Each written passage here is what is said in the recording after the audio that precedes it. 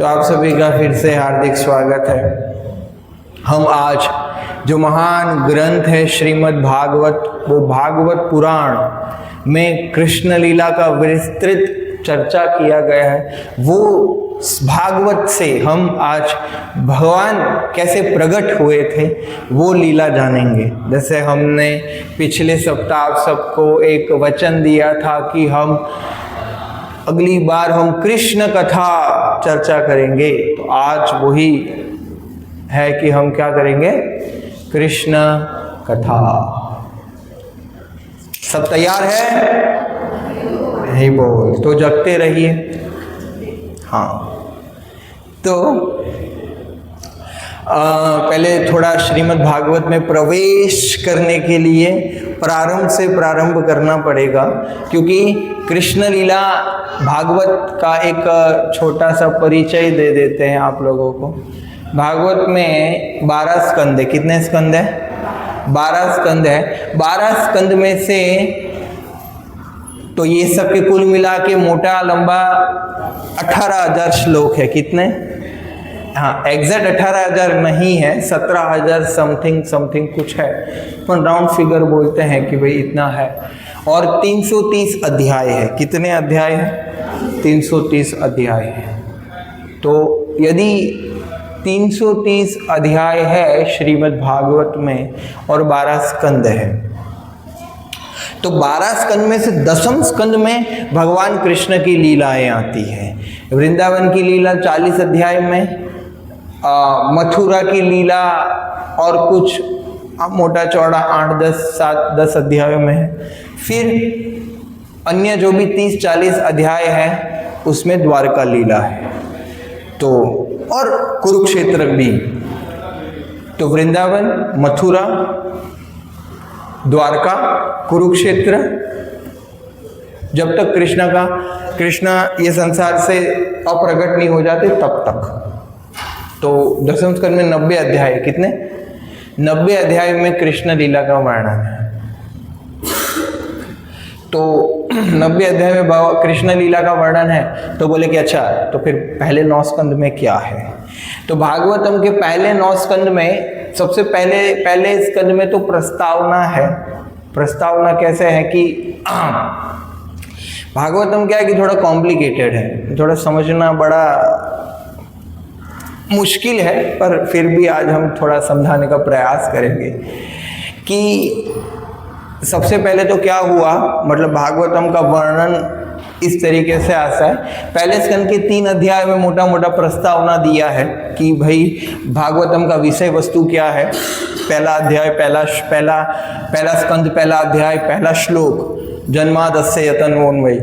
तो उसमें परम सत्य के 7 पहलू बताए हैं कि जो परम सत्य है उसके 7 लक्षण बताए हैं। फिर वो परम सत्य कौन सा धर्म चाहते हैं वो बताए हैं, और वो धर्म से फिर हमारा कर्तव्य क्या है, शास्त्र, वो तीसरे श्लोक में समझाया है। और फिर चौथे श्लोक से फिर ऐसा वर्णन आया है कि नैमिषारण्य के जो ऋषि मुनि हैं, नैमिषारण्य आज भी है, नैमिषारण्य उत्तर प्रदेश में है। तो नैमिषारण्य के जंगल में जो नैमिषारण्य के जो ऋषिगण थे वो जीवों के कल्याण के लिए इकट्ठा हुए थे और बहुत बड़ा यज्ञ कर रहे थे। तो यज्ञ कर रहे थे कि आत्म कल्याण के लिए। पहले जो साधु संत होते थे वो आंदोलन नहीं करते थे, है ना, आंदोलन नहीं करते थे और रैलियां नहीं निकाला करते थे। पहले लोग क्या करते थे, कुछ साधना, कुछ तपस्या करते थे जिससे प्रैक्टिकली जीवों को बेनिफिट पहुंचाए, है ना। तो वो लोग यज्ञ कर रहे थे, तो यज्ञ तो चल ही रहा था, पर योगानुयोग एक ऐसी घटना हुई कि वहां से वो जहां यज्ञ चल रहा था नैमिषारण्य के जंगल से सूत गोस्वामी, यस, जो रोमहर्षण सूत और वेद व्यास जी की परंपरा से आते हैं, सूत गोस्वामी पसार हो रहे थे। और वो जब सूत गोस्वामी पसार हो रहे थे तो नैमिषारण्य के ऋषिगण ने उनको पकड़ लिया, मतलब ऐसे 2 हाथ, हैंड्स अप ऐसा नहीं किया, बट रोक लिया कि सूत गोस्वामी आप आए हैं, आप वही हो कि जो सूक्त ताल में परीक्षित और सुखदेव गोस्वामी का जो संवाद हुआ था उसमें आप थे, बरोबर ना? आप सुन के आ रहे हो? बोले हाँ हम सुन के आ रहे हैं। तो बोले कि आपने ज्ञान लिया प्रभु, तो आप हमें भी ज्ञान दीजिए। तो नैमिषारण्य के जो ऋषि गण है उन्होंने सूत गोस्वामी से 6 प्रश्न किए। क्या किए? 6 प्रश्न किए। कुछ मोटा मोटा कि आप भगवान की लीला अवतार बताइए, और फिर परीक्षित महाराज का जन्म कैसे हुआ, और वो सुखदेव गोस्वामी परीक्षित का मिलन कैसे हुआ, परीक्षित महाराज का जन्म, उनकी लीलाएं, भगवान के अलग अलग अवतारों का वर्णन कीजिए। और वो सब कुल मिलाकर पहला अध्याय में 6 श्लोकों का वर्णन आता है। फिर सूत गोस्वामी दूसरे अध्याय से भागवत प्रारंभ करते हैं कि भाई अभी भी भागवत का प्रारंभ नहीं हुआ, ये तो प्रस्तावना ही है। भागवत के विषय वस्तु में प्रवेश करने के लिए प्रथम स्कंद है। तो फिर वेदव्यास जी, क्योंकि लिख कौन रहे हैं, कौन लिख रहे हैं? भगवान वेदव्यास जी लिख रहे हैं। तो जब वेदव्यास जी लिख रहे हैं तब तीसरे अध्याय में भगवान के अलग अलग 24, भगवान विष्णु के अलग अलग 24 अवतारों का वर्णन आता है। फिर वो बता रहे कि ये मुझे भागवत लिखने की प्रेरणा कहाँ से मिली। तो चौथे अध्याय में नारद मुनि और व्यासदेव का संवाद आता है। बोले कि व्यासदेव के गुरु कौन है? शिला नारद मुनि। परंपरा कहाँ से आता है? भगवान ने किसको ज्ञान दिया? ब्रह्मा को। ब्रह्मा ने किसको ज्ञान दिया? नारद जी को। और नारद जी ने किसको ज्ञान दिया? फिर वेदव्यास जी को। तो जब वेदव्यास जी अपनी ही कथा बताते हैं कि मैं कैसे ये मैं बोल पा रहा हूं, तो जब बता रहे हैं कि जब मैंने 17 पुराण रचे, कितने पुराण रचे?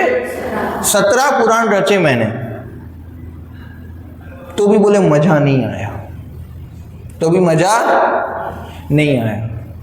मतलब कैन यू इमेजिन वो कैसे शास्त्र होंगे कि जहां ऑथर को ही डिससेटिस्फैक्शन हो गया, ऑथर ही असंतुष्ट है, राइटर ही असंतुष्ट है कि कुछ लगा नहीं कि कुछ कार्य किया मैंने। मतलब अंदर कभी कभी नहीं होता, हम बड़े कार्य कर लेते पर हमें संतुष्टि नहीं होता, हमें वो संतुष्टि का अनुभव कि हाँ इनसे कुछ लाभ हुआ, ऐसा कुछ फीलिंग नहीं आ रहा। बोले कैसे? तब फिर नारद मुनि प्रकट होते हैं। क्या? कौन प्रकट होते हैं? हाँ, क्योंकि जीवात्मा का जो कंफ्यूजन है वो कौन दूर कर सकते हैं? उसके गुरु, आध्यात्मिक जो साधु होते हैं वो ही दूर कर सकते हैं। तो नारद मुनि प्रकट हुए और उनको थोड़ा तो डांटा कि आपने ये संसार में जीव अपने भोग वासना और भोग की इच्छा की वजह से ये जीव ये संसार में फंसा हुआ है, और आपने वो भोग को शास्त्रों में बता के आपने क्या किया? उनकी भोग की इच्छा को हवा दी है। क्या दी? हवा दी।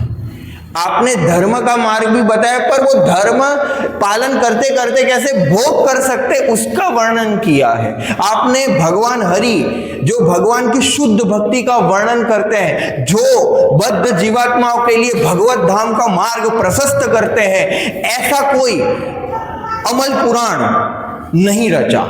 मतलब ये जैसे मैंने शब्द प्रयोग किया, क्या कौन सा शब्द प्रयोग किया? अमल। कौन सा? अमल। मल यानी कि खराब, मलिन, अच्छा नहीं, और अमल यानी कि जिसमें कोई भौतिक दुर्गुण नहीं है। यस, अमल पुराण। आपने सब मल पुराण यानी कि ये भौतिक संसार में 4 पुरुषार्थ है, लोग बताते हैं, धर्म, अर्थ, काम और मोक्ष।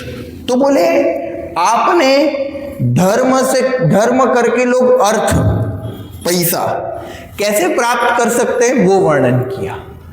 फिर उससे क्या? अपना काम, इच्छाएं पूरी करेगा। फिर जब व्यक्ति इससे कंटालेगा तो मोक्ष मतलब वैराग्य आएगा।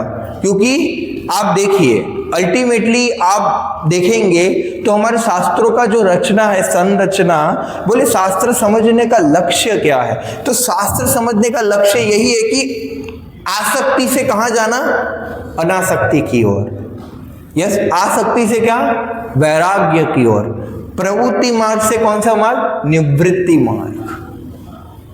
यस, तो कहने का अर्थ है कि भाई धर्म से आप अर्थ की प्राप्ति करोगे, अर्थ से फिर काम पूरा करोगे, इच्छाएं पूरी करोगे, और वो इच्छा पूरी करके आपको ये भौतिक संसार में एक साक्षात्कार प्राप्त होगा। क्या प्राप्त होगा? साक्षात्कार। और वो क्या साक्षात्कार है? कि हम ये भौतिक संसार में अपनी सारी इच्छाएं पूरी नहीं कर सकते हैं, और ये हम भौतिक संसाधनों के साथ ये संसार में हम खुश नहीं रह सकते हैं। हम आध्यात्मिक कण हैं, हम भगवान के अंश हैं, और वो भगवान के पास वापस जाना ये हमारे जीवन का एकमात्र लक्ष्य है। इसीलिए हमें ये मनुष्य जन्म प्राप्त हुआ है। तब व्यक्ति इच्छा करेगा कि हाँ, मैं वैराग्य की ओर चलूं। तो बोले आपने मिश्र भक्ति, मतलब अशुद्ध भक्ति और शुद्ध भक्ति, दोनों का क्या है? एक साथ में वर्णन किया है प्रभु। क्या? दोनों का एक साथ में वर्णन किया है व्यासदेव।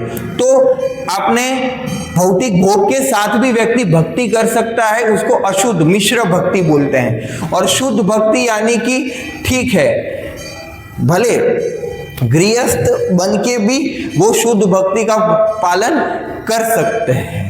तो कहने का अर्थ है कि आपने भोग भी कर सकते, भक्ति भी कर सकते, दोनों आपने साथ में बताया 17 पुराण में।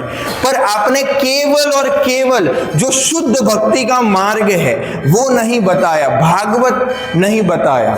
मतलब जहां भगवान हरि की डायरेक्ट लीलाओं का वर्णन है, जो भगवान हरि के गुणगान करता हो, एक ऐसा महान ग्रंथ की रचना नहीं की। यही इसीलिए आप बद्ध जीवात्माओं के हृदय में क्या क्रांति नहीं ला पा रहे हो। इसलिए मैं आपको आदेश देता हूं कि ऐसे आप शास्त्र की रचना करो।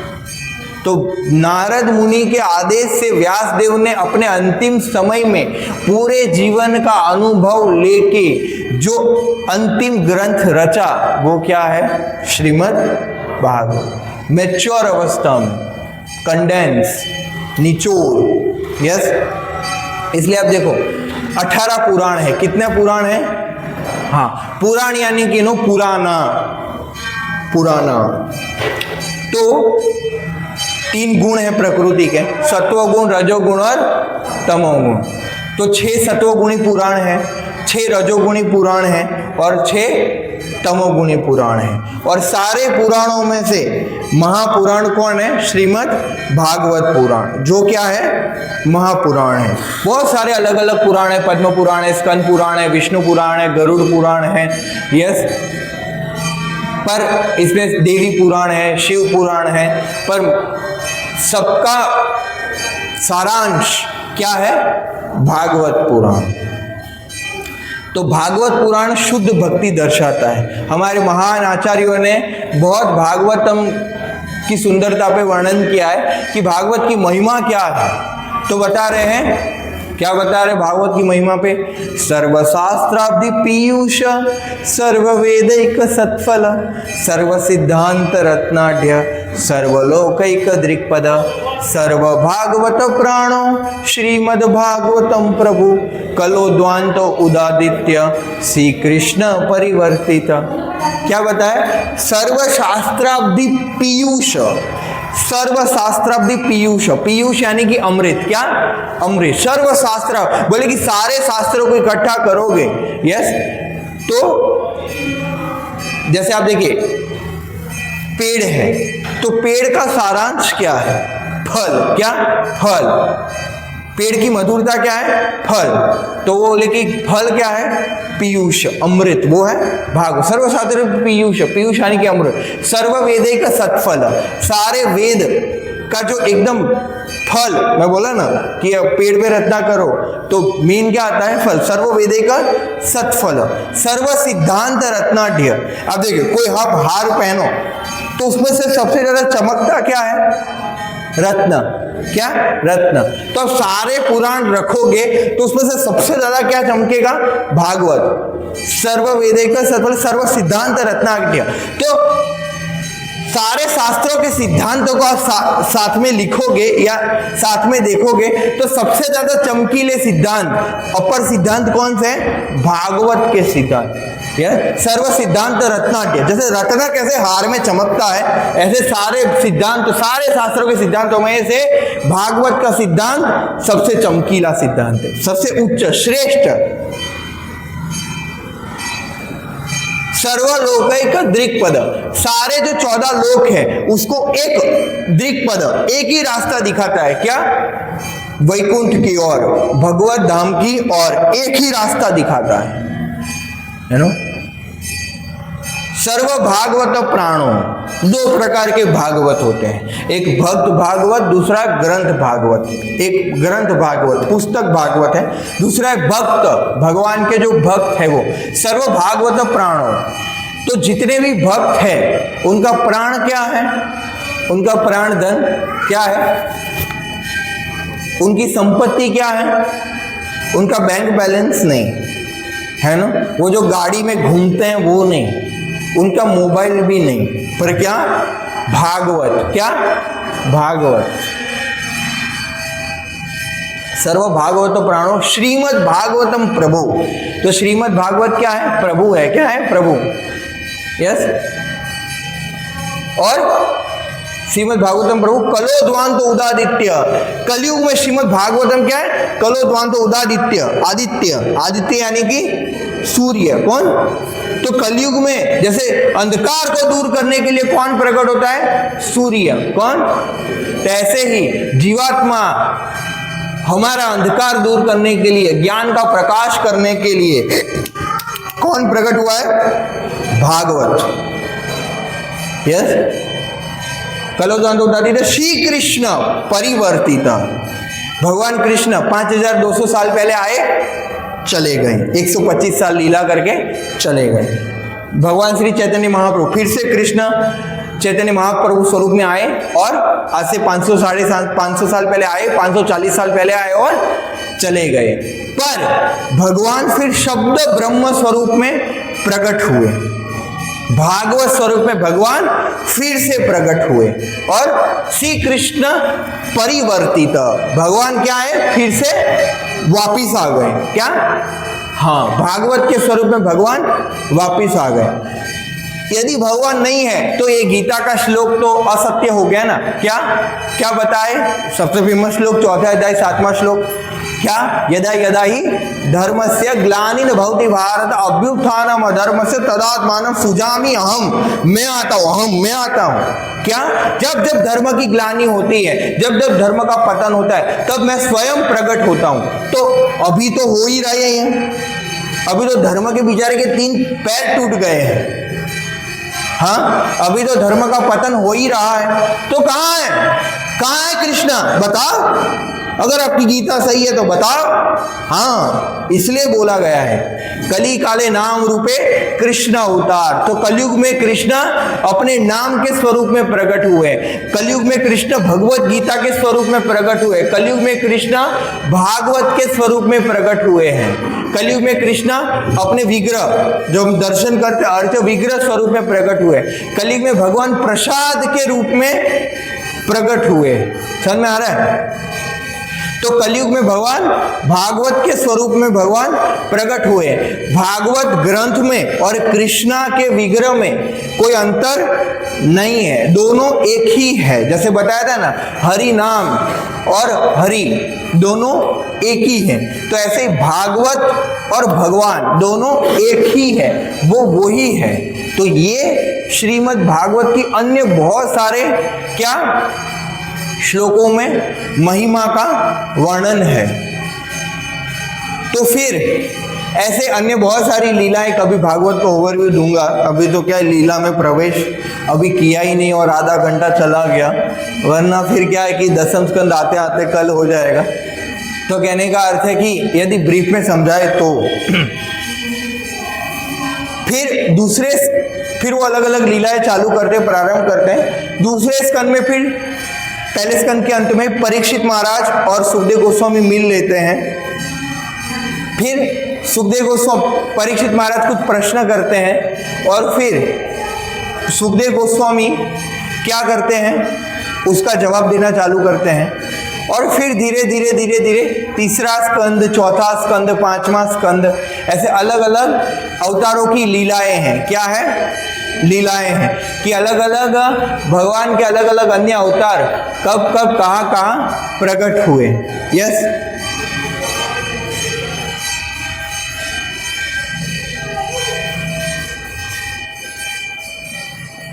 तो आप देखिए, जब नौवां स्कंद आया, नौवां स्कंद, तो जो नौवां स्कंद है वो ईशानु कथा है, मतलब जहाँ कथाएं दी हैं। तो वहाँ सबसे पहले भगवान रामचंद्र की कथा है, परशुराम जी की भी, भगवान परशुराम की भी कथा है। तो राम जी की कथा तो उन्होंने उसको शुक रामायण बोलते हैं, तो 2 अध्याय में रामायण खत्म कर दिया, क्योंकि परीक्षित महाराज ने बहुत बार रामायण सुन के रखा था। फिर क्या हुआ, परशुराम जी की कथा और गंगा, माता गंगा स्वर्ग लोक से कैसे अवतरित हुई और भगीरथ महाराज ने ये भगीरथ कार्य किया गंगा का अवतरण करने का, वो लीला आती है। फिर सुखदेव गोस्वामी क्या करते हैं, 9वें स्कंद के अंत में थोड़ा ब्रीफ में, कितना, कैसा ब्रीफ में, मतलब बहुत ही ऐसे शॉर्ट में क्या करते हैं, वो क्या करते हैं, कृष्ण लीला का वर्णन कर लेते हैं कि भाई थोड़े ही श्लोक में कि कृष्ण आए, वृंदावन में प्रकट हुए, फिर मथुरा गए, फिर उधर से द्वारका बसाया, बस हो गया। तो परीक्षित महाराज को तो श्राप मिला था, यह 7 दिन 7 रात का, यस, कि आप 7 दिन बाद तक्षक आएगा और आपको क्या करेगा, हाँ, काटेगा और आपकी मृत्यु हो जाएगी। तो 7 दिन से निरंतर कथा चल रही थी, कथा में कोई बाधा भी नहीं आ रही थी, है ना, नहीं। तो 3.5 दिन हो गए थे। कितने दिन हो गए थे, ये 9वां स्कंद आते आते कितने दिन हो गए थे, 3.5 दिन हो गए। तो परीक्षित सुखदेव गोस्वामी ने सोचा कि शायद ऐसा हो सकता है कि परीक्षित अभी थक गए हो परीक्षित, या नींद आ रहा हो, या थोड़ा ब्रेक चाहिए, वॉशरूम ब्रेक चाहिए, रेस्ट रूम में जाना होगा उनको, है ना, नहीं। तो इसलिए बोला खत्म कर दी। परीक्षित महाराज की परीक्षा भी ले रहे थे बार बार, है ना।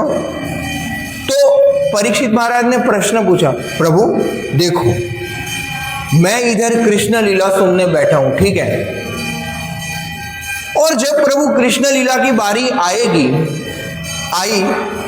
और आप इतने में ही खत्म कर रहे हो।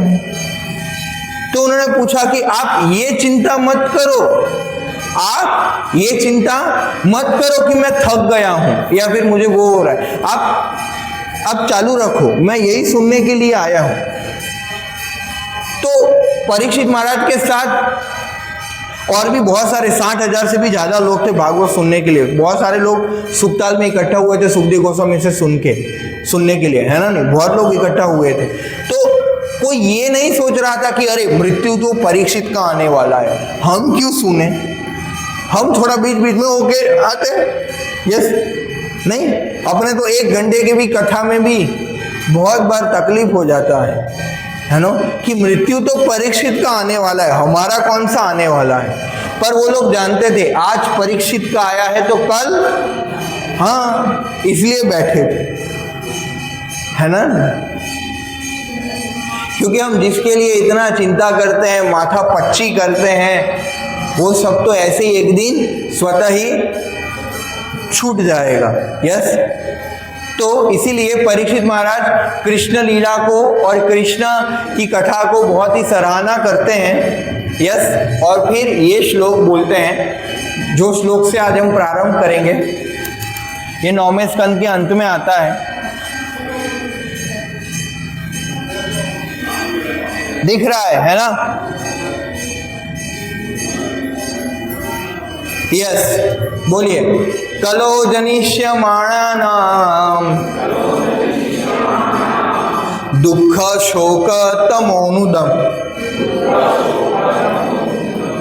अनुग्रहाय भक्तानां सुपुण्यं व्रतो न दशः। तो बता रहे हैं कि कलो जनिष्यमाणानां, बोले कि आपकी लीलाएं प्रभु कैसी है कि जो ये कलयुग में है। आप देखो कलयुग शब्द का अर्थ ही है कलह युग। क्या कलह युग? हिपोक्रेसी है। कौन सा युग? कलह, झगड़े का युग, जहां लोग दुखी रहते हैं। यस, बोले देखो एक ऐसा युग है, ठीक है। तो बोले इधर आप देखो क्या दिया है, भगवान ने इस कलयुग में भविष्य में जन्म लेने वाले भक्तों पर अहेतु की कृपा दर्शाने के लिए इस तरह से कार्य किया है कि मात्र स्मरण करने से मनुष्य संसार के शोक तथा संताप से क्या हो सकता है? मुक्त हो सकता है, मुक्त हो जाएगा। दूसरे शब्दों में उन्होंने इस तरह कार्य किया जिससे सारे भावी भक्त जन भगवत गीता में कथित कृष्ण भावना मृत के उपदेश को ग्रहण करके संसार के कष्टों से क्या करें? छुटकारा पा सके। तो भगवान की लीला कैसी है? कैसी है? दुख शोक तमोनुदम। हमारे अंदर जितने भी दुख है, हम जिस वस्तु के लिए भी हम क्या कर रहे हैं? शोक कर रहे हैं। क्या कर रहे हैं? शोक कर रहे हैं। उसका क्या हो जाएगा? नाश हो जाएगा। क्योंकि आप देखिए पहले स्कंद में बताया गया कि हमारे विस्मृति के कारण क्या है? हमारे मन के 3 स्तर होते हैं। हमारा मन भूतकाल में जाता है।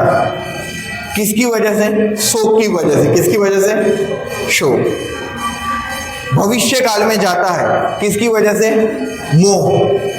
चिंता क्यों हो रही है? मोह की वजह से, अटैचमेंट्स।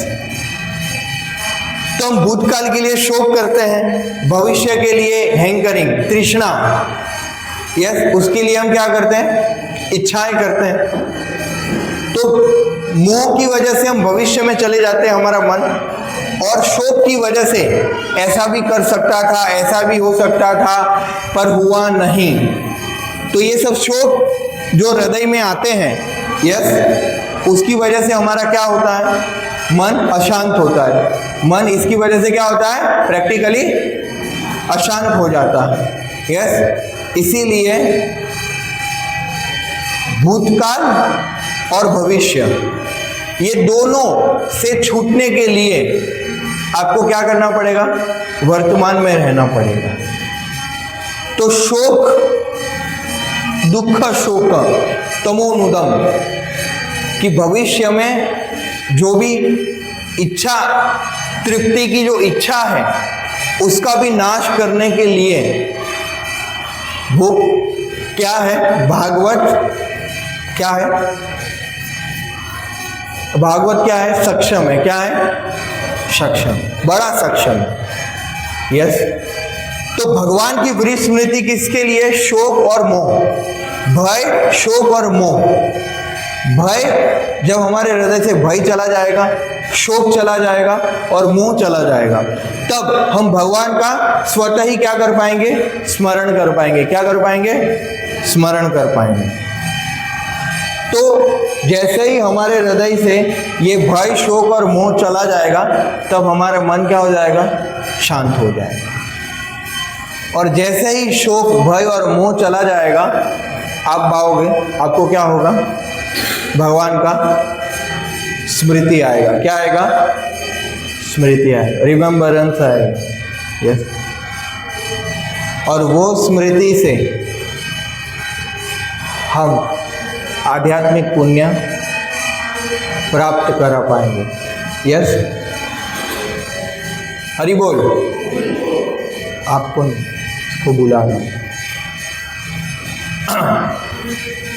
एक सेकंड। जो भी बैल बज रहे हैं उसको बोलो बंद करो, कथा में डिस्टर्ब हो रहा है। वो जो बैल घंटा बजा रहा है उसको बोलो बजाओ ना। हरे कृष्णा। वो क्या है कि बैल की आवाज़ से बहुत ज़्यादा ही डिस्टर्बेंस आ रहा है, इसलिए उसको बोला कि उसको बोलो बंद कर दे बैल, तो बैल नहीं बजाए।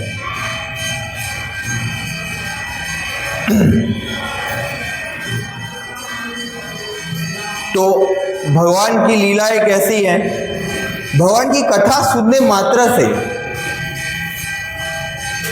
मन शांत, एक होप आएगी, और उससे क्या है, बहुत सारी शिक्षाएं भी क्या है हमें प्राप्त होती है कि भगवान को हम जान पाते हैं, समझ पाते हैं। क्योंकि कृष्णा ने भगवत गीता में 4 अध्याय के 9वें श्लोक में क्या बोला है कि जन्म कर्म च मे दिव्यम यो भी जानाति तत्वतः त्यक्ता पुनर्जन्म नैति मामेपि सो अर्जुन, कि जो मुझे तत्वतः जान लेता है अर्जुन, वो क्या ये जन्म मृत्यु के चक्कर से बाहर निकल पाता है। यस, तो जो कृष्णा को तत्वतः जान लेगा वो ये जन्म मृत्यु के चक्कर से बाहर निकल। और तत्वतः कैसे जान सकते हैं? भागवत का श्रवण। जब हम भगवत गीता पढ़ते हैं, भागवत पढ़ते हैं, इससे क्या होता है, हम भगवान का बहुत अच्छी तरीके से हम क्या कर सकते हैं, स्मरण कर सकते हैं। यस, तो इसीलिए आप देखेंगे कि अभी हम वास्तविक कथा में प्रवेश करेंगे कि भगवान कैसे प्रकट हुए कृष्णा। तो द्वापर युग में बहुत सारे आतताई राजा हुए। जब जब समय बढ़ता है तब तक पृथ्वी में असुर प्रवृत्ति, मतलब जो खराब कार्य है वो क्या है, चलते रहते हैं। क्या होते हैं, चलते रहते हैं। तो उससे पृथ्वी को बहुत ही संताप होता है। क्या होता है, बहुत ही मतलब दुख होता है, कष्ट होता है। तो पृथ्वी गाय का स्वरूप लेके कहाँ गई, ब्रह्मा जी के पास जाती है। तो जब पृथ्वी गाय का स्वरूप लेके ब्रह्मा जी के पास जाती है और दुखी होती है, तब ब्रह्मा जी से वो प्रार्थना करते हैं कि मेरा कष्ट उतारिए प्रभु। तो ब्रह्मा जी को अपनी स्थिति पता है। कौन सी परिस्थिति पता है ब्रह्मा जी को, कि ये परिस्थिति पता है ब्रह्मा जी को कि मैं अकेला कुछ नहीं कर पाऊंगा। तो वो सारे देवताओं को भी बुला लेते हैं और उनको बतलाते हैं कि देखिए, हमें संसार का भार नाश करने के लिए हमें क्या करना है, भगवान से प्रकट होने के लिए प्रार्थना करना है। क्योंकि ब्रह्मा ने सोचा कि यदि वो अकेले भी जा सकते हैं भाई क्षीर सागर में, तो बोले कि अकेले में जाऊंगा तो कृष्णा का मूड होगा, भगवान का मूड होगा, नहीं होगा, मेरे से बात करेंगे नहीं करेंगे, दर्शन देंगे नहीं करेंगे। पर जब मैं सबको लेके जाऊंगा, एक साथ सब लोग चिल्लाएंगे, प्रार्थना करेंगे, तो शायद उनको सुनना पड़ेगा और हमारा उद्देश्य परिपूर्ण हो पाएगा। बोले ठीक है। तो बोले सारे देवताओं को भी ब्रह्मा जी सभी भक्तों को लेके क्षीर सागर पहुंचे और ब्रह्मा जी ने प्रार्थना किया। तो ब्रह्मा जी ने प्रार्थना किया भगवान से, तो भगवान प्रकट नहीं हुए, पर वो ध्यान कर रहे थे भगवान का। तो भगवान ने उनको ऐसे व्हाट्सएप ऑडियो मैसेज भेजा था, है ना, ऑडियो मैसेज आया था ब्रह्मा जी में। तो ब्रह्मा जी ने सुना कि क्या बोल रहे हैं। बोले हाँ, मैं प्रकट होऊंगा, सभी को बोल दो कि पृथ्वी पे मनुष्य रूप में मैं प्रकट होऊंगा, तो वो लोग वृषणी वंश में और यदुकुल में क्या हो जाए, प्रकट हो जाए। क्या हो जाए, सारे देवता मेरी लीला में सहायता के लिए यदुकुल में और वृषणी वंश में वो लोग प्रकट हो जाए। तो ब्रह्मा जी ने पास कर दिया ये मैसेज, पर ब्रह्मा जी खुद भूल गए कि मेरे को भी अवतार लेना। सबको सेवा में लगा दिया, पर ब्रह्मा जी अपना भूल गए। तो कृष्णा तो नोट कर रहे थे, हाँ तेरे को देख लूंगा मैं। इसलिए फिर ब्रह्मोविमोचन लीला आयो और ब्रह्मा जी क्या कृष्णा के ग्वाल बाल और बछड़े से भ्रमित हो गए, है ना। बोले कि इसको व्रज लीला में नहीं आना, देखते हैं। फिर तो सारे बोल दिया। तो कृष्णा का स्वागत करने के लिए फिर नहीं, जैसे मोदी जी आते तो नहीं, बहुत सारे पहले ही लोग सब साफ हो जाता है, सब लोग वो हो जाते हैं। तो ऐसे ही कृष्णा का स्वागत करने के लिए सारे लोग धीरे धीरे इकट्ठा हो चुके और कंस के अत्याचार एक लेवल से ज़्यादा ही बढ़ गए थे। सब लोग बड़े दुखी थे। और क्या हुआ कि वृष्णि वंश में वृष्णियों के कुल से वसुदेव महाराज का विवाह यदुकुल की पुत्री देवकी से हुआ। और देवकी और वसुदेव के विवाह में बहुत, क्योंकि कंस देवकी से बहुत प्रेम करता था, बोले मेरी इकलौती बहन है और बहुत लागणीशील था, तो ऐसा देवकी के लिए बोले ठीक है। और ऐसा होता है ना कि बड़ी धूमधाम से विवाह संपन्न हुआ वसुदेव जी के साथ। और ऐसा होता है ना कि बहन को अकेला लगता है कभी कभी, है ना, ससुराल में, तो बोले भाई थोड़े दिन जाके रुकता है, ये सब वैदिक परंपराएं हैं। तो बोले ठीक है मैं जाता हूँ। और वो सारथी को बोले कि मैं सारथी बनूंगा, तो निकाल दिया उसको और खुद सारथी बने। तो देवता लोग ऊपर से देख रहे थे कंस प्रभु की लीला। तो देवता को भय लग रहा था कि यदि भगवान ने उसको देखा, और देव के वसुदेव परम भक्त है उनके, क्योंकि पिछले जन्म में उन्होंने बहुत तपस्या की थी। यस, पृष्णी और सुतपा के 12,000 साल उन्होंने तपस्या की थी भगवान को अपना पुत्र प्राप्ति के लिए, है ना। आप लोग कितने साल से माला कर रहे हो? कितने महीनों से? 2, 4, 5, 6 महीने। यस, तो कोई 12,000 साल का कोई कंपैरिजन है कोई? हाँ, यस। तो इसीलिए बहुत मुश्किल है ना, तो हमें भी तपस्या में लगना पड़ेगा, सुबह उठना पड़ेगा, माला करना पड़ेगा, है ना। हम हमेशा भोगीलाल की परंपरा में नहीं चल सकते, जो भोगीलाल की परंपरा केवल भोग ही भोग करती है ना। तो हम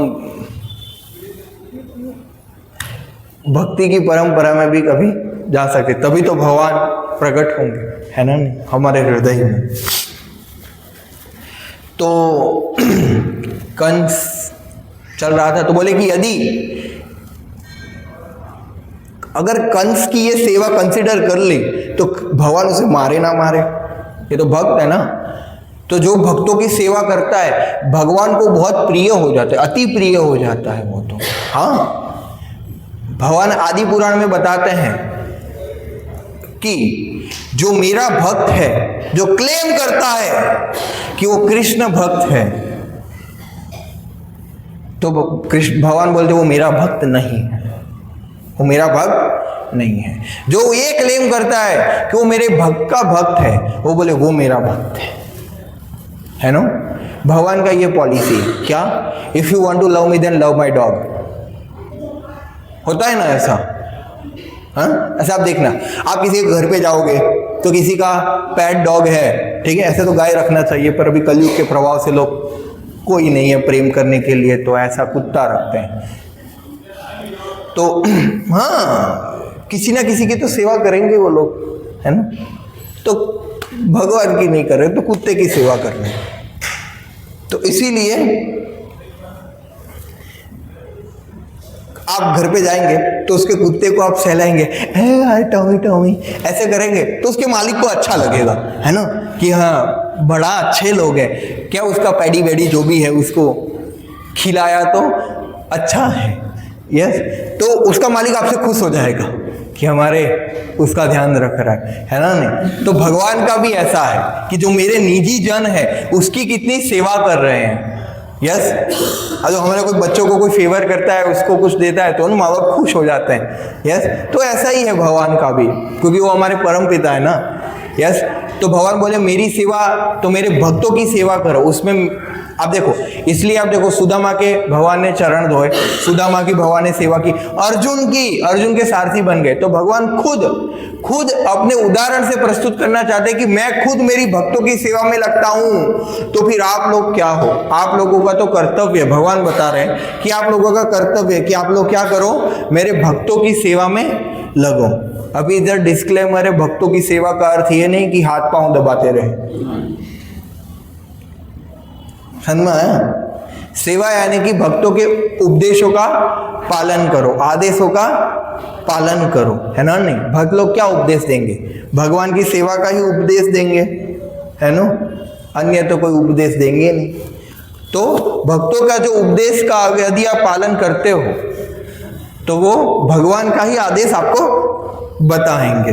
तो ऐसे हम भगवान को प्रसन्न कर पाएंगे, उनको हम क्या कर पाएंगे, उनके भक्तों की हम क्या कर पाएंगे, सेवा कर पाएंगे। यस, तो बोले कि ये तो वैष्णव सेवा हो जाएगी, है ना? नहीं, तो इसीलिए बोले कि ये क्रेडिट नहीं दे सकते। और देवता लोग कंस से बहुत ज्यादा डरते थे। यस, बोले कि यदि देख लिया तो फिर खैर नहीं। यस, तो इसलिए बादलों के पीछे छुप छुप के क्या किया उन्होंने, माइक में अनाउंस किया। इसलिए क्या बोले, आकाशवाणी। क्या आकाशवाणी हुई, अरे मूर्ख कंस, तू जो अपनी बहन को बड़े प्यार से ले जा रहा है उसी का 8वां पुत्र तेरा काल बनेगा।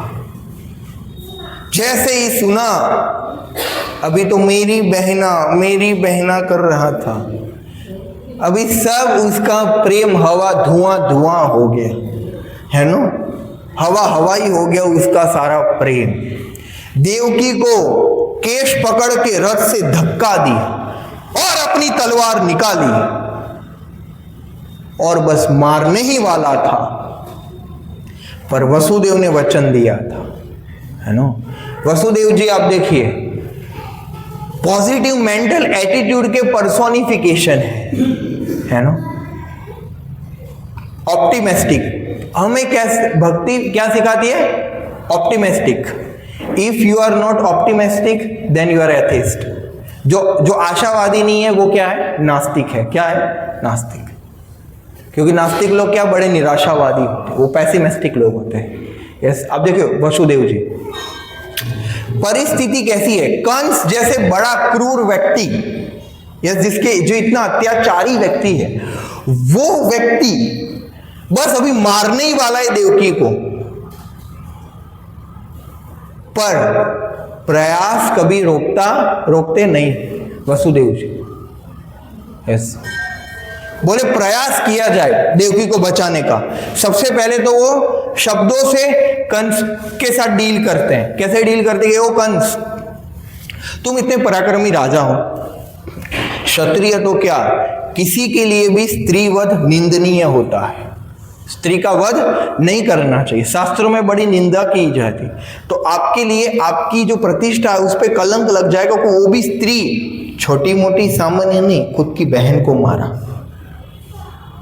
वो आपके लिए मृत्यु से और भयानक होगा, वो अपयश होगा। फिर उनको और उपदेश देते हैं कि ऐसे भी एक दिन सबको शरीर छोड़ना ही है ना? नहीं। और वसुदेव जी बड़ा अच्छा उदाहरण देते हैं, एक अच्छी तुलना करते हैं कि चंद्रमा से तुलना करते कि चंद्रमा है, ठीक है, और चंद्रमा का प्रतिबिंब कहाँ पड़ता है, सरोवर में। कहाँ, सरोवर में। तो सरोवर में क्या होता है, पानी। पानी के अंदर किसका प्रतिबिंब होता है, चंद्रमा का। तो यदि हम पानी में चंद्रमा देखते हैं तो कैसा लगता है, चंद्रमा हिलता है। आकाश में देखें तो चंद्रमा कैसा लगता है, स्थिर। तो हिलता कौन है, पानी, पर दिखता क्या है, चंद्रमा। तो पानी में क्या हुआ है, पानी के जो गुणधर्म है वो चंद्र ने ले लिए। यस, और जो चंद्र का गुणधर्म है वो पानी ने ले लिया। चंद्र का गुणधर्म क्या है, स्थिरता, वो किसने ले लिया है सरोवर में, पानी ने। यस, और पानी का क्या है, अस्थिरता, वो किसने ले लिया है, चंद्रमा ने। तो इस उदाहरण से वसुदेव जी क्या बताना चाहते हैं कि आत्मा ने अपने गुण किसको दे दिए, शरीर को, और शरीर ने अपने गुण किसको दे दिए, आत्मा को। तो बाह्य रूप से हम कैसा दिखता है, कौन कार्य करता है, शरीर या आत्मा, शरीर, पर वास्तविकता में कार्य कौन कर रहा है, आत्मा। यस, तो अभी आत्मा क्या हो गया है, क्या हो गया आत्मा, आत्मा क्या हो गया है, जड़ हो गया है। क्या हो गया है, जड़ हो गया है, ऐसा दिखता है, और शरीर क्या हो गया है, चेतन, हिल रहा है, या तो ये उदाहरण से जाते हैं। फिर देखता है कंस का क्या प्रतिक्रिया, बोलो जो भी है, पर बचाव करना हर एक क्षत्रिय का धर्म होता है, अपना बचाव। तो भी वसुदेव ने हार नहीं माना, फ्रिक्शन ऑफ सेकंड में भी गला कट जाएगा, तो भी वसुदेव जी बोले कि अच्छा, तो बोले ठीक है, तुम्हें देवकी से, देखो इतनी भयानक परिस्थिति में बुद्धि का प्रयोग करना, इसीलिए संयम चाहिए। क्या चाहिए? तो वसुदेव जी अपने उदाहरण से प्रस्तुतिकरण करते हैं कि जीवन में कभी भी ऐसे विकट परिस्थितियों में, विकट परिस्थितियों का निर्माण हो, जब भी हमारे जीवन में ऐसी विकट परिस्थिति आए कि जहां माथा घूम जाए, जहां पूरी की पूरी संभावना हो कि हम चिल्ला उठे, हम अपना संयम खो दे, आपे से बाहर हो जाए, पूरा सही गलत की पहचान भूल जाए, मोहग्रस्त हो जाए, उस परिस्थिति में भी यदि आप संयम बना के रखोगे तो गलत निर्णय पर नहीं पहुंचोगे। यदि संयम भंग हुआ तो गलत निर्णय, और उस पर फिर पछताना पड़ेगा। तो वसुदेव जी इतना संयम रखते हैं, बोलते ठीक है, बुद्धिमत्ता का प्रयोग करते। वसुदेव ने क्या बोला, देखो बस तुम्हें देवकी से खतरा नहीं, संतानों से खतरा, मैं वचन देता हूं तुम्हें, मैं स्वयं 8वीं संतान है ना, मैं अपनी प्रत्येक संतान तुम्हें अर्पण करूंगा, प्रत्येक संतान। तो कंस सोचने लगा। अब देखो, कंस जैसा क्रूर व्यक्ति भी वसुदेव जी की सत्यता को मानता है कि पलट गया तो क्या गारंटी है, हैं? तब तो हाईकोर्ट भी नहीं थी कि भारत के 20 रुपए के संविधान में लॉयर बुला ले, इसका लॉयर उसका लॉयर, बोला था देखो, ऐसा कुछ था नहीं। पर वसुदेव जी की इतना महान चरित्र था कि कंस भी वसुदेव जी की सत्यता, बोलिए सत्यवादी है, ये वचन पूरा करता है। एक बार बोल दिया मतलब विश्वास था कंस को, ये चरित्र था वसुदेव का। हम हमारे चरित्र से, भक्त अपने चरित्र से बड़े बड़े व्यक्ति का हृदय परिवर्तन कर सकता है। हम अपने साधु आचरण से, अच्छे आचरण से महान महान बद्ध लोगों का, मतलब दुर्गुण वाले लोगों का भी हम हृदय परिवर्तन कर सकते हैं अपने अच्छे आचरण से और अपने चरित्र से। तो कंस ने बोला ठीक है, पर आप लोगों को जेल में रहना पड़ेगा तब तक। तो जेल में बंद कर दिया देवकी और वसुदेव। ये स्वार्थ है, ये स्वार्थ की क्या है, भावना है, ये स्वार्थ की पराकाष्ठा है कि अपने निजी स्वार्थ के लिए कंस ने अपने ही बहन और बहनों को जेल भेज दिया। कितनी दुखदाई बात है। हाँ, तो फिर उसने तो अपने पिता, कौन, महाराज मथुरा के राजा, यादव के सम्राट महाराज उग्रसेन, उनको भी जेल में डाल दिया, खुद राजा बन गया। हाँ, फिर कालांतर में एक संतान हुआ, पहला बालक।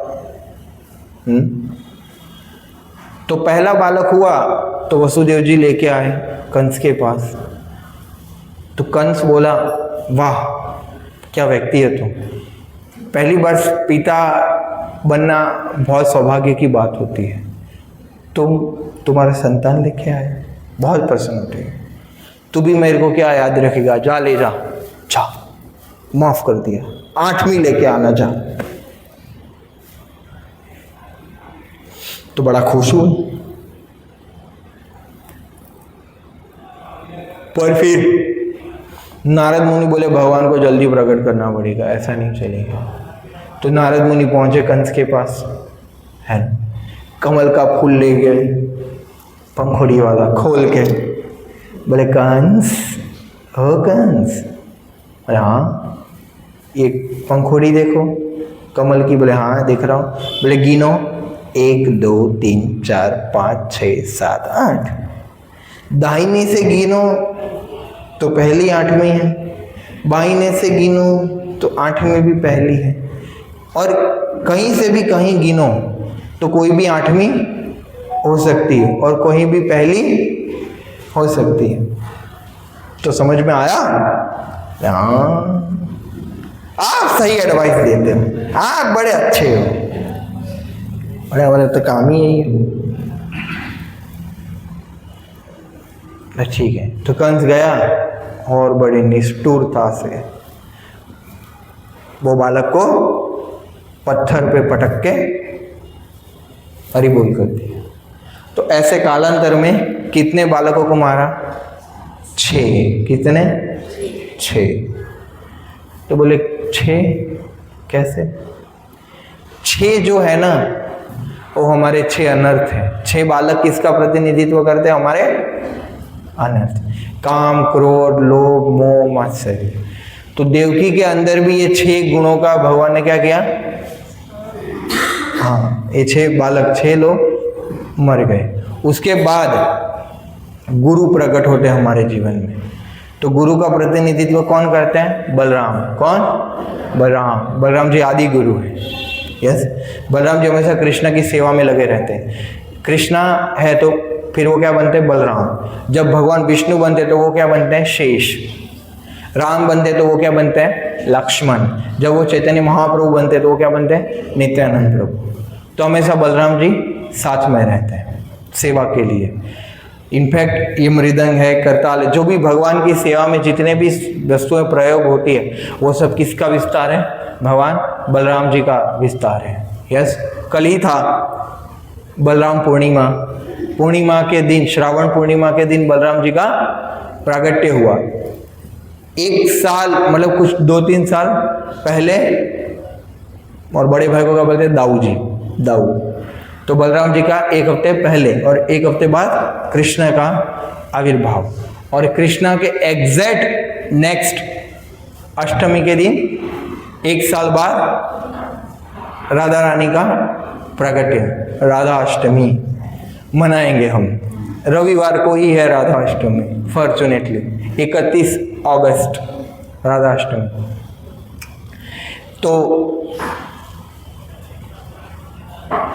तो बलराम जी से ही बल आता है, आध्यात्मिक बल, इसलिए उनका नाम बलराम है।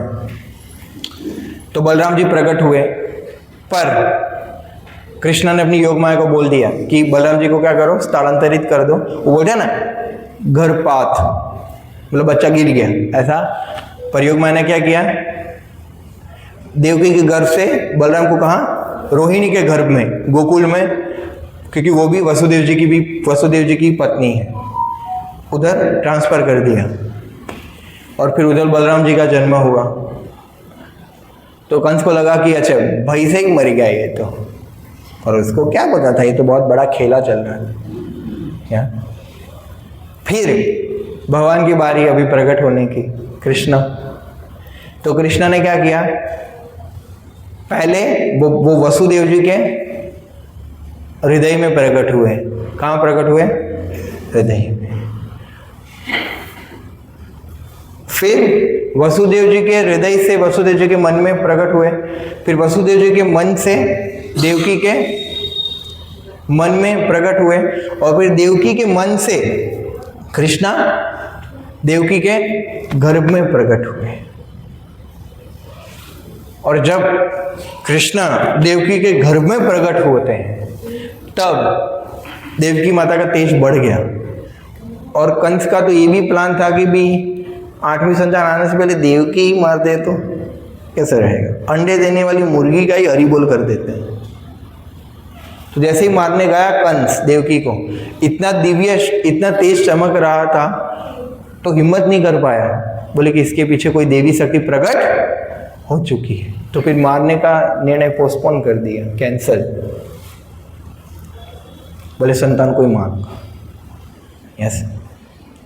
तब गर्भस्तुति की सारे देवताओं ने कि प्रभु आप तो पहले से ही प्रकट हो, पर आप क्या करते हो?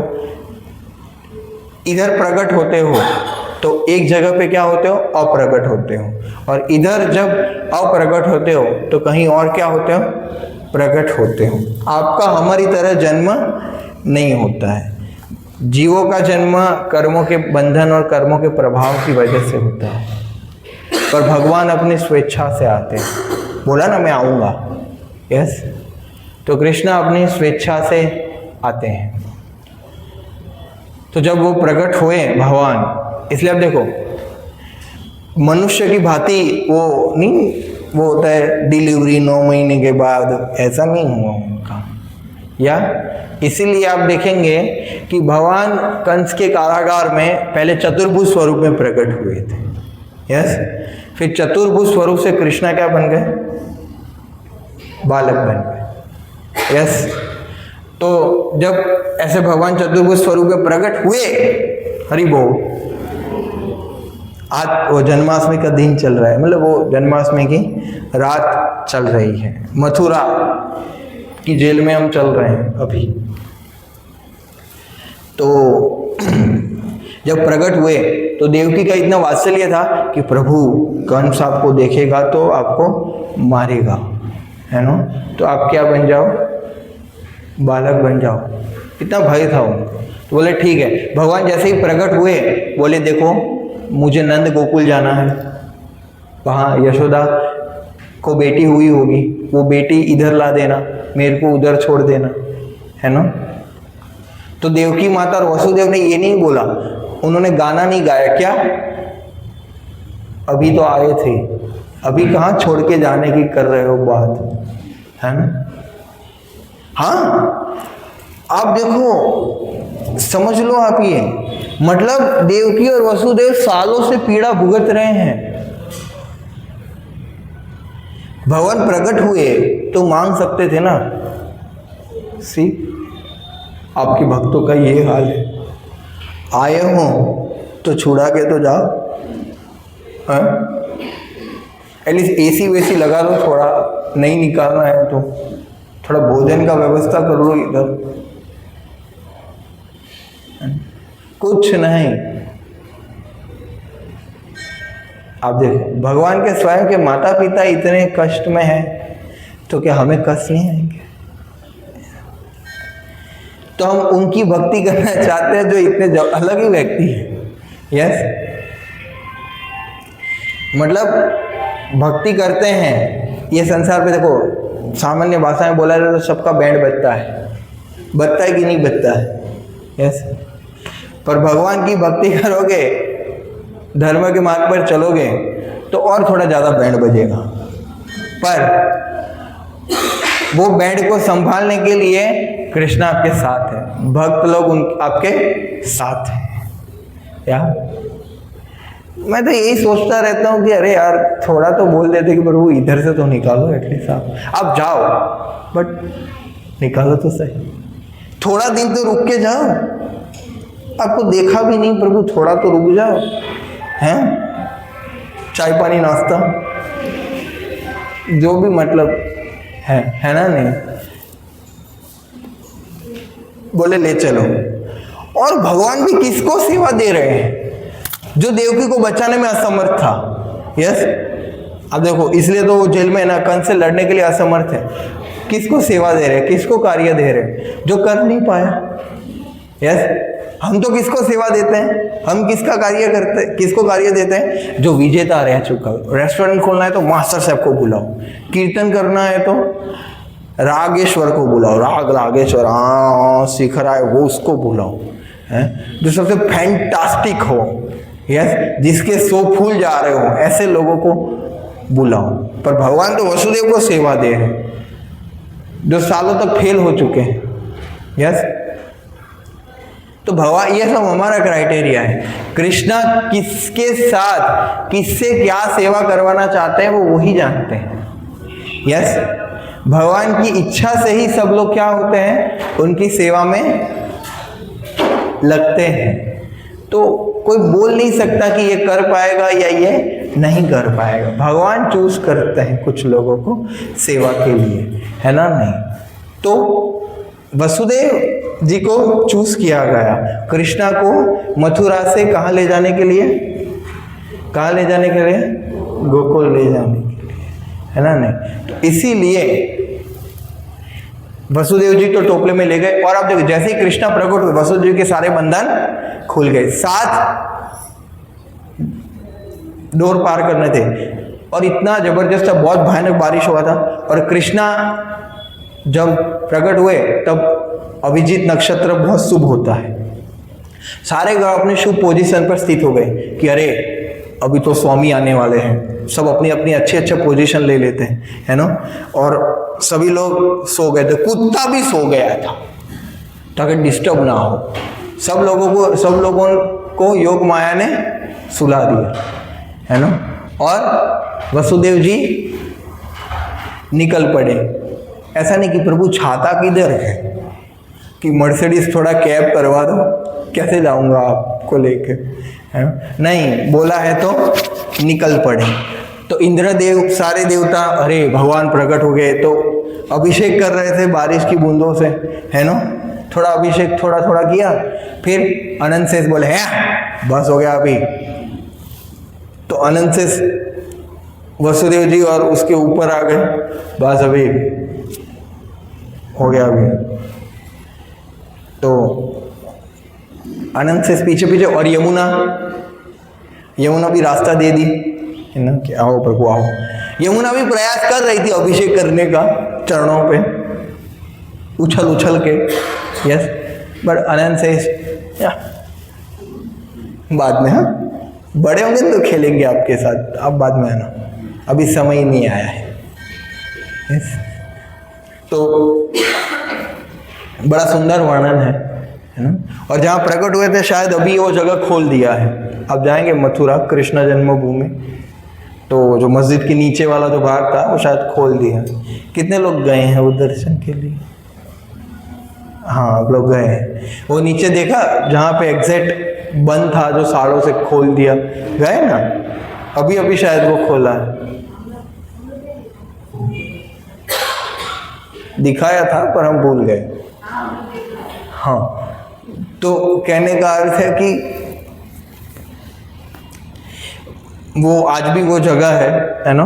तो इसलिए आप देखो जो धाम में जो लोग विकास कर रहे हैं, ये सब कर रहे हैं, तो जो धाम का यही एक महिमा होता है लीलाएं, कि वो लीलाएं प्रिजर्व रहे और हम वो स्थान का क्या कर पाए, स्मरण कर पाए। वो हमारे कल्चर एंड ट्रेडिशन को जिंदा रखता है ना। अब जो अभी भी शायद लोग नहीं समुद्र में जाते हैं, द्वारका मिल रहा है, राम सेतु, धनुषकोटी, रामेश्वरम, क्या चाहिए इधर सेतु, भगवान आए थे, है ना। तो इसीलिए ये सब प्रिजर्व रखना क्या हमारा कर्तव्य, वरना आने वाली पीढ़ी कब देख पाएगी ये वृंदावन है, ये अयोध्या है, ये रामेश्वरम है, इधर ये हुआ था वो हुआ था, है ना। तो बड़ा योगदान है। इसे देखो जो विदेशियों ने जो आक्रमण किया हमारे तीर्थ स्थानों पे, ज्यादा मंदिर ही तोड़ दिए, और ये नहीं रहेगा ही नहीं तो कैसा रहेगा।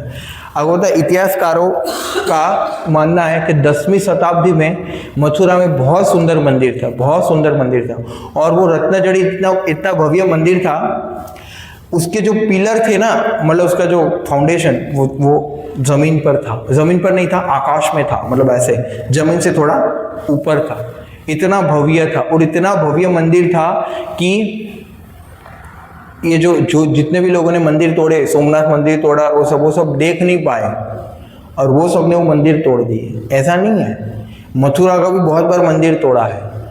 ये जो मंदिर हम देख रहे हैं ना, केशव जी मंदिर, वो 1965 में बना है, 1965 में बना है वो लेटेस्ट मंदिर। बहुत बार वो मंदिर भी 4 से 5 से ज़्यादा बार इतने सालों में टूट गया है, पर भक्तों का श्रद्धा घटता नहीं, फिर से बना देते हैं, है ना। तो बहुत बार सालों से ये सब चलता आ रहा है। तो वसुदेव जी पहुंचे अपने गोकुल, और भगवान की योजना सब सेट थी, कृष्णा को रखे और योग माया को उठा लिए और ले आए, और फिर ले आए और भगवान को छोड़ दिए, तो फिर से बंधन लग गए थे तो बंधन मुक्त थे, आए फिर से बंधन लग गए। तो कंस जगा, अचानक से तलवार पागल पंक्ति में घोड़ा लेके भागा, और जैसे ही देखा अरे ये तो पुत्री है, तो देवकी बोले पुत्री तो क्या करेगी आपका, इसको तो बख्श दो प्रभु।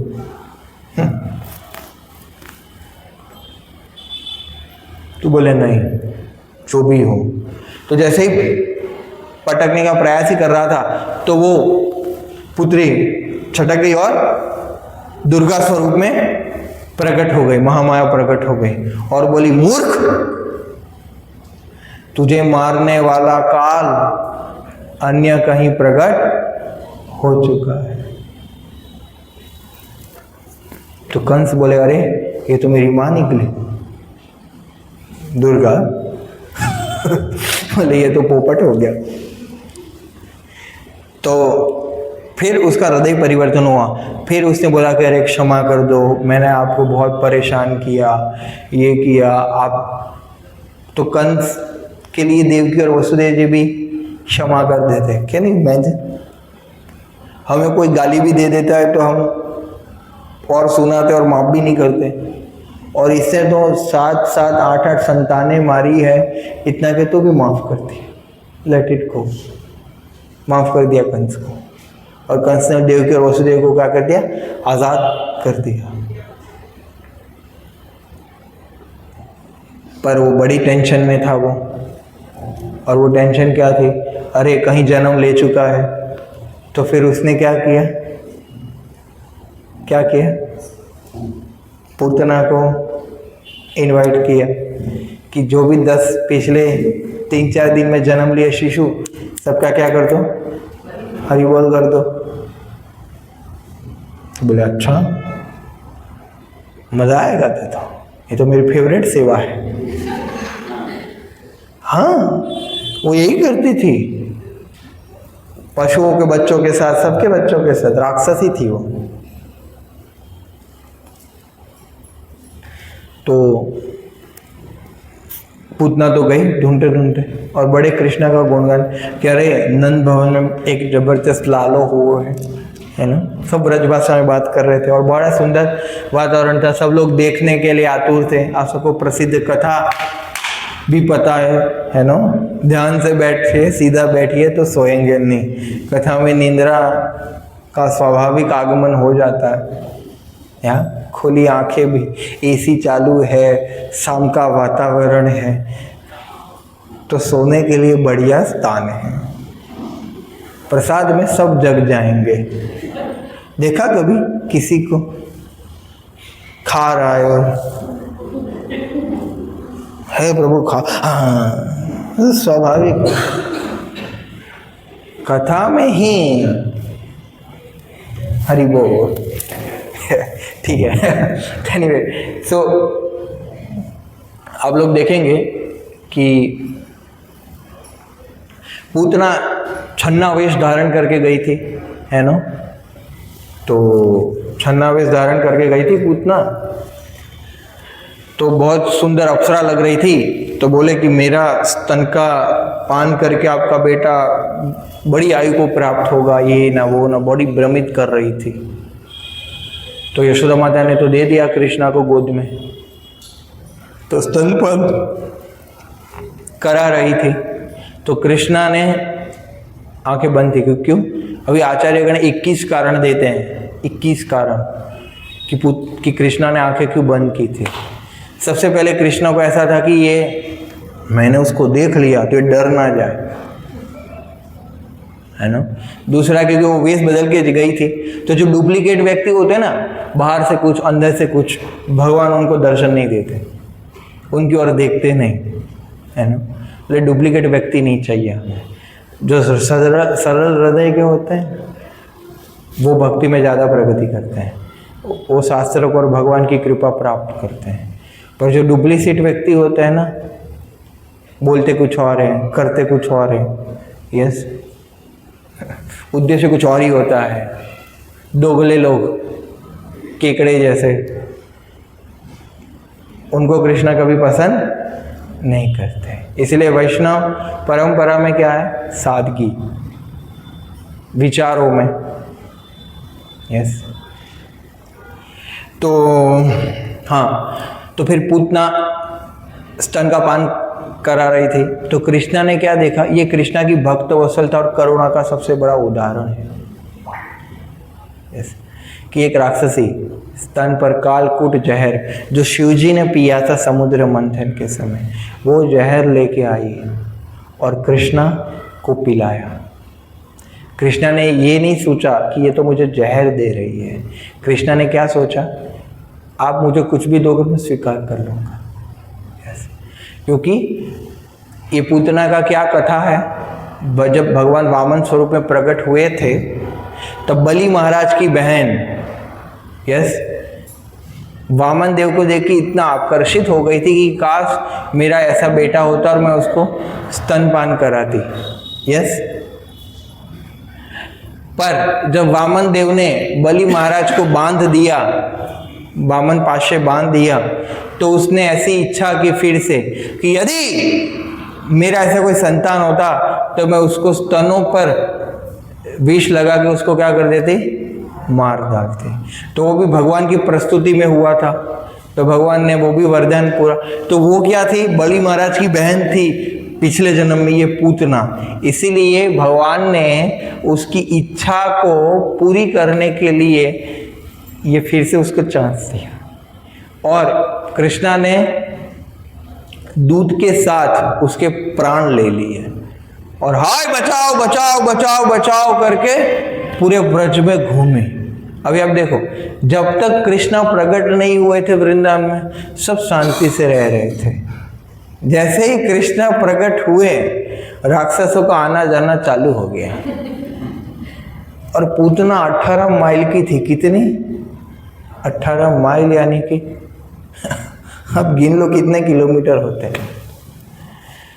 धड़ाम करके एक आवाज आई पूतना के गिरने, तो उसके ऊपर सीढ़ी रख के कृष्ण को नीचे उतारना पड़ा। इतनी बड़ी राक्षसी थी नो। और कहीं ब्रजवासियों ने कहीं टुकड़े कर करके उसको जलाया।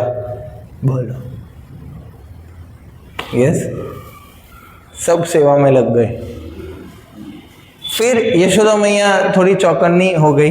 फिर कृष्ण बोले मजा नहीं आ रहा है नीचे खेलते गए, बोले राइड पे जाना है ना, एंटरटेनमेंट। तो तृणावध आया, ऊपर की राइड ले ली, पर क्या पसंद नहीं आया उनको, तो फेंक दिया। क्योंकि मामा कंस ने क्या, मामा भांजे के लिए खिलौने भेजते हैं, तो कंस मामा के बहुत सारे खिलौने पसंद क्या, बहुत सारे कोई भी पसंद नहीं आया।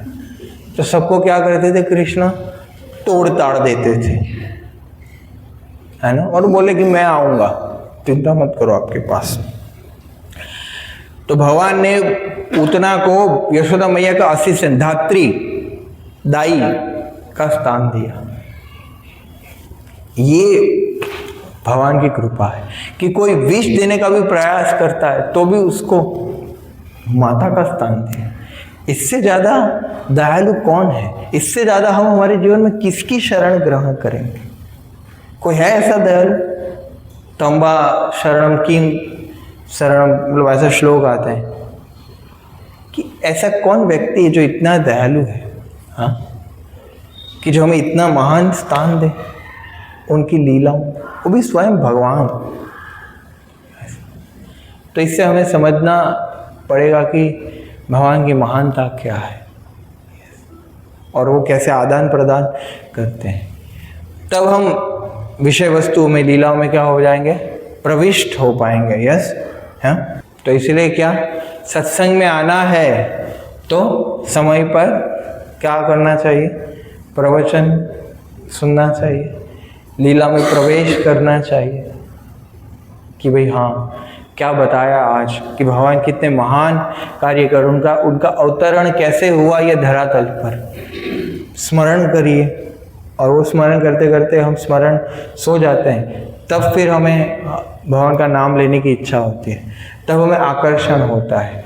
और जिससे हम आकर्षित है ना, कर्षित इति कर्षण, इसलिए कृष्ण मतलब जो आकर्षण, कृष्ण कर्षति, तो कृष्ण मीन्स ऑल अट्रैक्टिव, जिससे सभी आकर्षित हो। इसलिए आप देखो कृष्ण लीला से सब आकर्षित होते हैं, छोटे बच्चे बूढ़े सब, कि अरे ये तो जबरा कैसे। तो इसलिए यदि हम, और भगवान मतलब आकर्षित ही उसी को ही भगवान बोल सकते हैं। तो भगवान को यदि आपको परफेक्ट नाम देना है तो वो परफेक्ट नाम क्या है? कृष्ण। क्या? Krishna. Krishna means all attractive, सर्वा आकर्षक, जो सबको आकर्षण कर लेते हैं, सबको मोहित कर लेते हैं, है ना। तो इसीलिए हमें वो परम भगवान की ऐसे दिव्य लीलाओं को श्रवण करना चाहिए। उनके उपदेश तो हम भगवत गीता पढ़ ही रहे हैं। दूसरा लेवल क्या है? भागवत। भारत में हफ्ते की भागवत कथा बड़ी प्रचलित है, पर क्या हफ्ते में भागवत कथा हो जाती है? मैंने सुनाया था ना वो तोता वाला और वो कथाकार वाला, संदेश किसको समझ में आता है पता नहीं। तो इसलिए भागवत, नित्यम भागवत सेवा लिखा है ना। तो भागवत तो क्या है? चलता रहता है। क्या है? चलता रहता है। हरि अनंत, हरि कथा अनंत। भगवान के हम पूरे गुणगान नहीं गा सकते, क्योंकि भगवान जो अनंत है, अनंत कोटि ब्रह्मांड को जो अनंत शेष अपने क्या सिर पर धारण करे हुए हैं, वो अनंत सालों से, अनंत मुखों से अनंत भगवान के अनंत गुण गा रहे हैं। उन्होंने पूछा कि कब तक ये लोगों को, ये सारे लोगों को मुझे मेरे सिर पर धारण करके रखना है? तो बोले जब तक मेरे गुण समाप्त नहीं हो जाते, मेरे गुणगान चालू करो, गुणानाव चालू करो, जब खत्म हो जाए तब तक रख देना। तो कब से चालू कर रहे हैं, अब तक खत्म नहीं हुए। तो भगवान की बहुत सारी लीलाएं हैं, धीरे धीरे फिर बताएंगे, है ना। नहीं, एक लीला चूज करेंगे इसी दिन, एक हफ्ते बाद, जहाँ हमारा जन्माष्टमी सेलिब्रेशन है, और भी वरिष्ठ भक्तों को हमने आमंत्रित किया है, वो लोग भी बताएंगे, है ना। नहीं तो आज पूतनावध और तृणावध का हरि बोल किया, तब तक विराम देते हैं कथा को। उसके बाद फिर आगे, फिर कभी जब मौका मिला तो कृष्ण कथा चालू करेंगे।